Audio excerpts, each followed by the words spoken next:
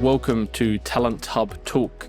I am Ben Duncan, and this is a place where prominent and inspirational figures from both the local ANZ and global Salesforce Ohana share their stories.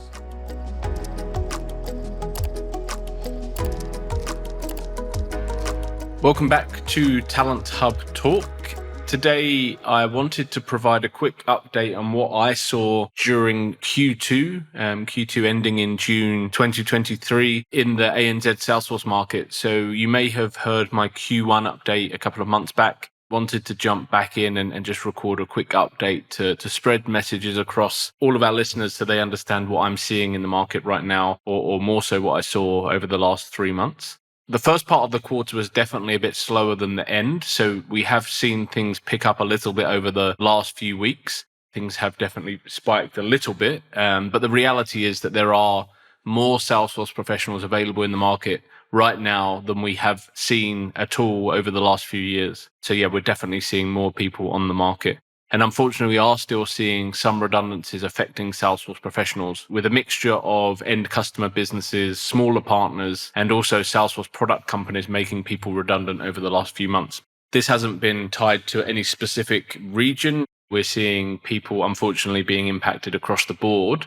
Again, not like mass numbers from different companies. We're seeing a handful of Salesforce professionals from certain companies that are unfortunately being affected. So we're not seeing like whole, massive teams being wiped out or things like that. Typically, it's, anything from 1 to 7 or 8 people from different companies. There may have been more that have kind of slipped my mind right now. But yeah, that's kind of what I've been seeing, unfortunately.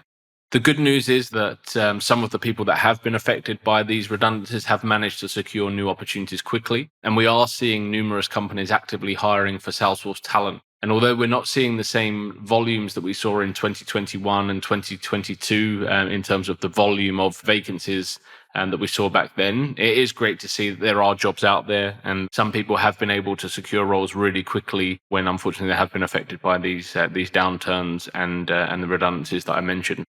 Historically, when the market is a little bit quieter and we see a reduction in permanent roles, there is usually a bit of a spike in contract work. So yeah, when companies don't have the headcount or the budget to bring on a permanent member of staff for the long term, sometimes they plug gaps in their team with contractors. But that hasn't really been something we've seen over the last quarter. We haven't really seen a spike in contract or permanent roles. They've both been a bit flatter than we would like to see and have seen over the last couple of years. So yeah, unfortunately, we're not seeing a spike in contract, which we would hope at times like this.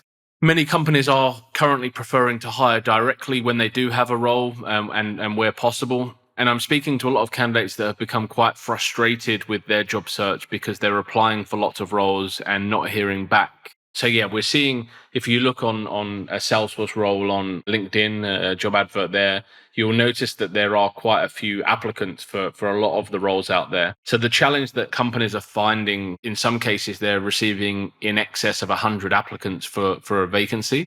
The reality is that very few of those applicants are actually suitable for the roles. So, even if it was 20% of the candidates that are applying are actually suitable, that would be great. But unfortunately, that's not what a lot of clients are finding. But it does create a lot of work for hiring managers. So they're working their way through CVs and unfortunately often dropping the ball by either not reviewing all of the profiles, because obviously, 100 CVs is a lot to look through when they've got other deliverables they need to do as well. Maybe not giving each profile enough attention. So not really looking through and looking for the positives of each candidate, maybe just scanning the CVs, or just failing to respond to everyone that has applied. So yeah, unfortunately, although companies are getting a lot of applicants for roles, they're not always the right candidates for the job, and the people that are potentially the right candidates for the role aren't always getting the best candidate experience because the hiring manager might not be getting back to them, or might miss something on their CV. So obviously, I'm always going to be pro using agencies. That's my job ultimately, but it definitely can help to deliver a positive candidate experience and make the recruitment process a lot smoother for everyone. Now, I know obviously at times like this, companies are looking at budgets and they have certain constraints, but the reality is ultimately it's really important that you're delivering a positive candidate experience for anyone that's applying for your role. And realistically, it's very difficult for a hiring manager to screen every CV and deliver a good level of engagement with candidates. So it's definitely something to consider if companies are advertising directly and not ultimately getting the right people or delivering the right engagement with people that are applying. One thing I have found is that if companies are, spending a couple of weeks reviewing CVs because they've got so many to review, by the time they get through them all and the people they have chosen they like the look of, in many cases have actually taken other roles because they're taking things as quickly as they get offered, not wanting to sit on the market for too long. So the longer the process drags on, the more chance companies have got of losing the suitable candidates that are applying. Over the last couple of months, we have seen a big push for Salesforce partners in promoting their managed services offerings. This makes sense. Obviously, many companies are cost sensitive right now and maybe not investing in as many new projects as they have done in the past. So partners are looking for ways to grow or maintain revenue. And in this climate, managed services is an obvious choice. Some of the partners that we are still seeing that are actively hiring are the ones that have very clear and established industry specialisms such as government, health, utilities, and a few others. So we are definitely seeing some partners in growth mode still, which is absolutely awesome to see. There are some partners out there that have consistently hired and are consistently hiring. So yeah, it's great to see some of these partners really making the most of the talent that is on the market. It's interesting to see how many partners are really pushing their managed services as well and making sure that as many companies out there are aware of their offering in that space. Unfortunately, right now, the market does not favor junior or entry-level Salesforce professionals. I've definitely seen a reduction in companies hiring at this level.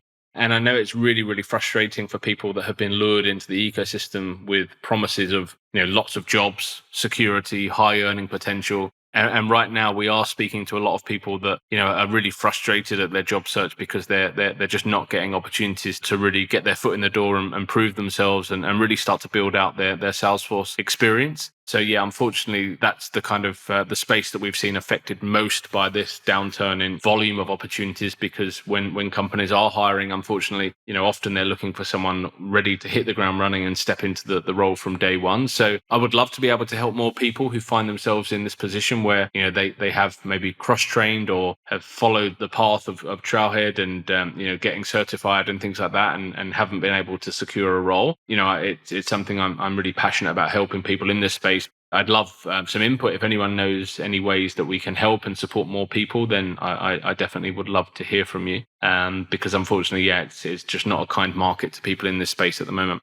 One area that I've been paying a lot of attention to over the last couple of months, the last quarter, is Salesforce Industries, previously Salesforce Velocity. Over the last couple of years, I hadn't really seen a huge amount of demand in this space, but more recently, we have seen big companies going down the industries route. Companies like QBE, Optus, AGL, and a lot of the partners are, ramping up their knowledge in this space. There's some government departments that are doing Salesforce Industries work as well. So Salesforce Industry skills are still very hard to come by. As more and more companies go down this path, it's an area that people should definitely be considering upskilling in and looking at things like Omni Studio. You don't necessarily have to be working on a Velocity project to start doing some, or industries projects start doing some trials or trying to understand the capabilities of some of the tools in the industry space. So Omni Studio is one I hear about a lot. It's very powerful. Apparently, it's something that can do a lot more than flows. So anyone that's kind of been on that flow journey and is looking to continue expanding their skill set, it's definitely worth checking out Omni Studio. Salaries and rates were fairly stable, I would say, over the last quarter. I don't think they're going up at the moment, but I haven't seen too much of a drop in terms of what's out there. And when people are securing new roles, I'd say they're fairly stable. I have seen some people willing to take a bit of a drop if they're contracting and looking for a new contract. But right now, I wouldn't say there's been like a across the board significant drop on rates or salaries. We have been collecting the data for our Salesforce salary survey. So if you have filled that in, thank you very much. That's closed out now. And we are really hoping to get the data out to you all ASAP. It's just taking us some time to put it all together. There's lots of things in there that we're looking to uncover. Now I kind of understand why lots of recruiters in the past have only ever presented salary surveys in terms of years of experience, job title, location, and salary. And we are looking to go a bit deeper than that and look at some of the trends and driving factors behind salaries. But it is a bigger challenge than I kind of envisaged when I came up with the idea of digging a bit deeper. So please bear with us. We will get that out as soon as possible, and really hopeful that there's a lot of interesting insight in there for you. So that's what I've been seeing over the last few months. Really hoping the market continues to pick up a little bit. As I mentioned, the last couple of weeks have been a bit more buoyant than the beginning of Q2. Yeah, really hoping that the second half of 2023 is really positive for everyone. Some new projects come through. Salaries continue to be stable. Anyone that is impacted by redundancies, I'm really hopeful that we can help as much as possible and people aren't out of work for too long. I'd love to answer any questions you have, any comments on anything I've said, or if you need any further clarification, I would love to answer and love to hear from you. Feel free to reach out to me on email, LinkedIn, and wherever you find me, basically. And always happy to help and offer any insight into the market. So here's to a positive second half of the year, and look forward to working with as many of you as possible. Thank you very much for listening. I hope you enjoyed the chat. And if you did, please make sure you have subscribed for future episodes that are coming through. I would also be very grateful if you would consider leaving a review on your chosen podcast platform, as 5-star reviews will help us to reach more trailblazers from across the world. I look forward to sharing another episode with you soon, and thanks again.